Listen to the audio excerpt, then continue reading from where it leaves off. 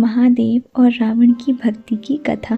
यह कथा बताती है कि रावण केवल अहंकारी राजा ही नहीं बल्कि भगवान शिव का अत्यंत महान भक्त था। उसकी भक्ति इतनी प्रबल थी कि स्वयं महादेव को प्रसन्न होना पड़ा। एक समय की बात है, लंका का राजा रावण अपने वैभव और शक्ति के कारण अत्यंत अभिमानी हो गया था, लेकिन उसके हृदय में भगवान शिव के लिए गहरी श्रद्धा भी थी। वह हमेशा सोचता था, यदि मैं शिव जी को प्रसन्न कर लूं तो मुझे संसार की सबसे बड़ी शक्ति मिल जाएगी।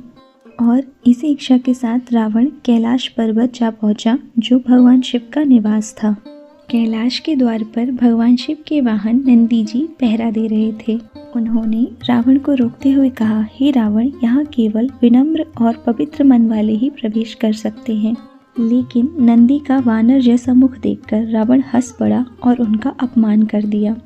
नंदी जी ने क्रोधित होकर रावण को श्राप दिया, एक दिन वानरों के कारण ही तुम्हारा सर्वनाश होगा। यही श्राप आगे चलकर रामायण में सत्य हुआ। यह सुनकर अपमान और क्रोध से भरा रावण बोला, मैं स्वयं ही शिव जी को अब अपने साथ लंका लेकर जाऊंगा। यह कहकर उसने अपनी अपार शक्ति से पूरा कैलाश पर्वत उठाने की कोशिश की। यह शब्द देखकर देवता भयभीत हो गए और उन्होंने शिव जी से प्रार्थना की।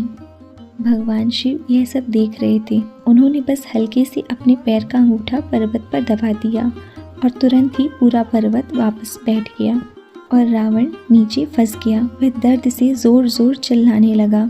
हजारों वर्षों तक रावण उसी अवस्था में फंसा रहा। धीरे धीरे उसका अहंकार टूट गया और उसे अपनी गलती का एहसास हुआ। तब उसने भगवान शिव को प्रसन्न करने के लिए घोर तपस्या शुरू की। कहा जाता है कि रावण ने अपनी नशे निकालकर वीणा बनाई और शिव तांडव स्रोत की रचना की। उसकी आवाज़ और भक्ति इतनी शक्तिशाली थी कि पूरी सृष्टि गूंज उठी। रावण की सच्ची भक्ति देखकर भगवान शिव अत्यंत प्रसन्न हुए और बोले, हे रावण, तुम्हारी भक्ति अद्भुत है। मैं तुम्हें मुक्त करता हूँ और वरदान देता हूँ। वरदान स्वरूप भगवान शिव ने रावण को चंद्रहास तलवार और अपार शक्ति दी, जिससे वह लगभग अजेय बन गया था। और शिव जी ने कहा, तुम्हारी गर्जना से तीनों लोग कांप उठे, इसलिए तुम्हारा नाम रावण होगा।